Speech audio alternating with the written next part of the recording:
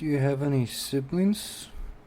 It has been a week since Rosner visited the castle, and despite trying to distract himself by working or talking with Asra or Godoric, the memory of the roar still lingers in his mind.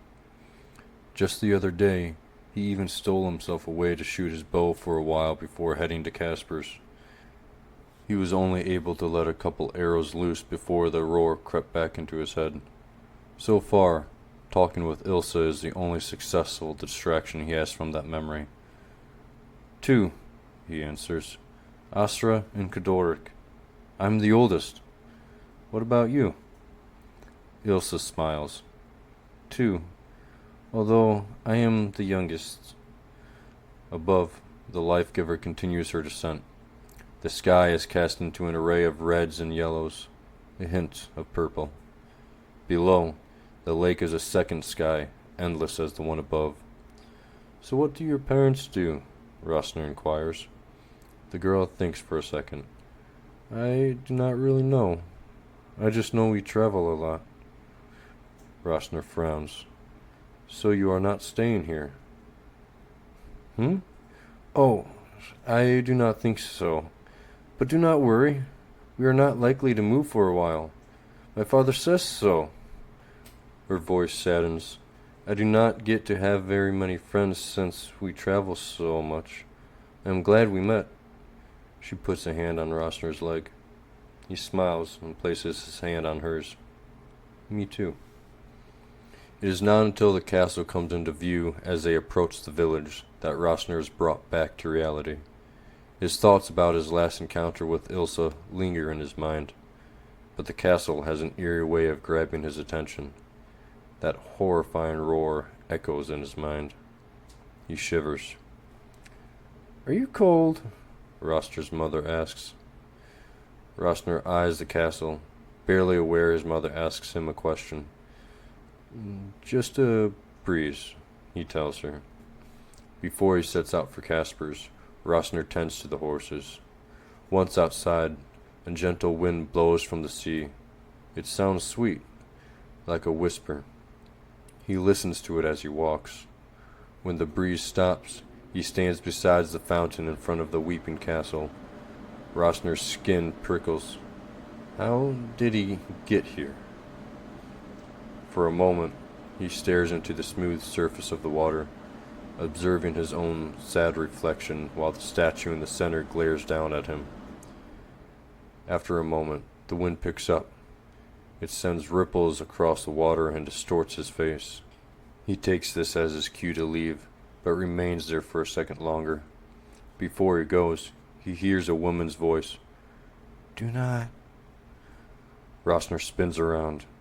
The voice is faint, like the wind carried it for as long as it has been blowing. For a second, Rosner thinks he imagines it, but it repeats itself, as gentle as the first, and with a sense of urgency. Do not what? Rosner asks. Scanning his surroundings, he finds no one. Suddenly, he chuckles hesitantly. He turns to the statue, asking it, This has to be my imagination, right? When the statue does not reply, Rosner shakes his head. Who is he kidding? Statues cannot talk. He walks a little further across the top of the hill, right to the edge of the cliff. It is said that right here, a giant beast sliced this hill in half, then disappeared. In its place rests the Forgotten Sea, a water basin of immense size and secrets and unforgiving as any. If it was not for the small, bird-like island hooking around the bay, the piers would not be able to withstand the waves. The one part the island does not protect are the docks right below Rosner. Somehow they are blessed with massive rocky tendrils sprouting out of the water alongside each other like a natural wall. No one really knows the history of the Forgotten Sea. All Rosner keeps hearing is that it was not naturally created, whatever that means. Long ago, the sea held a different name, but as the present became the past, and people left and returned, the name changed. It is said the people who returned knew the sea, but found the name escaping them. and hoped someone would rediscover it, they pronounced it the Forgotten Sea, so all would remember its name was lost. No one knows of any who has ever searched for the true name. Before beast and sea, tales tell of a great plain that covered the earth from Ticthrim to the horizon north, east, west, and beyond. There was peace and beauty in fields of long grass and wild grain flowing like a sea with no water. Ticthrim, in the beginning, was a small army camp. Positioned at the plain's edge, the watchtower could see for miles across the flat land. Any potential enemy would have been spotted long before they got here. Some of the older people around the village have said they remember their great odd grandparents talking of multiple camps like this one. The only evidence that any of it might be true now lies with the tower across the bay. The aged structure sits on an earthen shelf that hangs high over the sea. Against the life-giver's falling light, the tower casts a long, glooming shadow over the cliff's edge and down to the water below. From across the bay, the tower looks completely black. It sends a chill down Rosner's spine. Aside from Weeping Castle, the tower is probably the oldest standing structure in the area. If anything, the answer to the sea's name would be there. A strange thought crosses Rosner's mind. He turns around and faces the statue. What about you? Do you know the true name of the sea? He walks back over to the statue. The robed man, on a small, cloud-like pedestal, does not reply. He stands there with his hood covering most of his face. In a hand hidden by a long sleeve, he wields a staff with a gemstone twice the size of Rosner's fist set on top. Below him, stone tendrils make their way across the bottom of the basin from the center, scale the fountain's edge, and stretch inches over the side, like rays from the life-giver. Rosner scoffs, when the only answer he receives is a gust of wind. But as he looks over the statue, a plaque at his feet catches his attention. It depicts a dragon standing on its hind legs, wings spread out as if it's about to take flight, its claws thrust over its chest. Intrigued, Rosner examines the plaque closer. The dragon seems to wear a pained expression, but he cannot figure out why. As though he could be able to answer, Rosner returns his attention once more to the hooded figure, but his tongue catches in his mouth. What he finds is a miniature ball of light beneath the figure's hood. Curious, Rosner leans on the edge of the fountain and hoists himself up to get a closer look.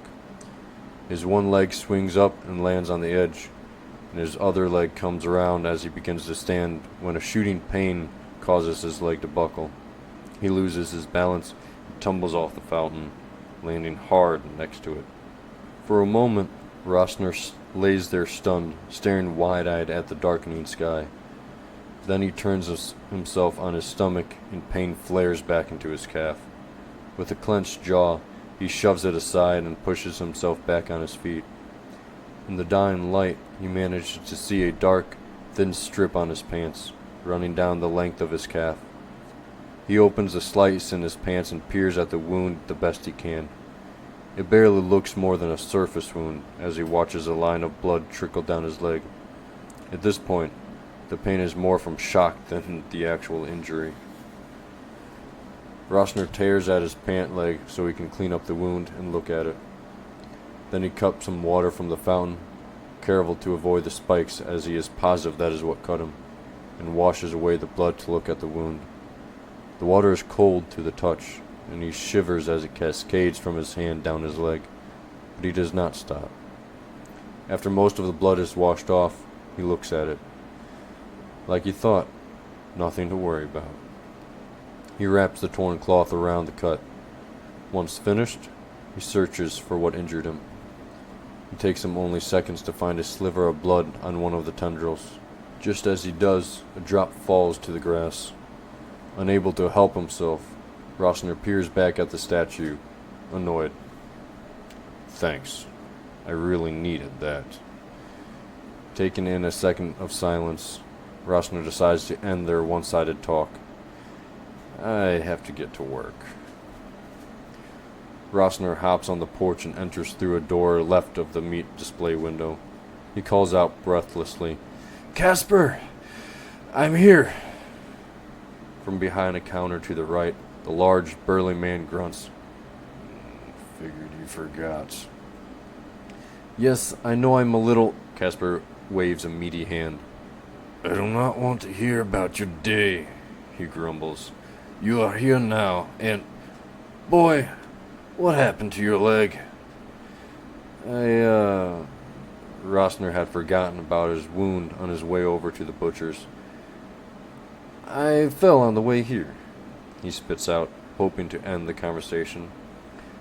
Casper lets out a short, unconvinced snort, but does not pursue it. Instead, he continues saying, You know the rules. That is all I care about. Rosner drops his shoulders, and his head hooks downward in relief as well as defeat. Every night, he is required to recite what Casper's expectations are. Casper says it is to make sure Rosner knows what he is doing, but he thinks it is because Casper likes to torture him. Work until it is all clean. Do not care if the life-giver's light is shining on a new day. The previous day's work will be done. Yes, I remember. As he does this, Rosner scans the room and the work ahead of him. Dust and dirt litter the wood floor and spot some of the shelves. Strips of meat and fat lay scattered about, and some of the older meat has started to mold and grow rancid. After looking around, Rosner returns to his defeated state. The big man, to his surprise, smiles. Some of his teeth are missing or angled, but the smile, Rosner knows, is genuine. He wobbles over on leg and peg leg. It is the only thing Rosner really does not know about Casper. All he ever says is that it is something that he was hunting, and it ended up taking a piece of him. Casper always stops there and makes a point to say he took something of the beast in return, but has never shown it to him, or anyone, for that matter. This has led many to take him for a liar, and that he probably chopped it off himself when he was drunk in the woods. Casper lays a heavy hand on Rosner's shoulder. And what else? Do not ever go in the back room. Even touching the door is off limits, Rosner recites. The large hand pounds Rosner's back, sending him forward. The boy likes the man, but him being gentle is more of a rare occurrence than not. Your payment is under the counter when you are done. He opens a side door with stairs leading up to his living area and disappears, leaving Rosner to listen to his ascent and a lot of work to do.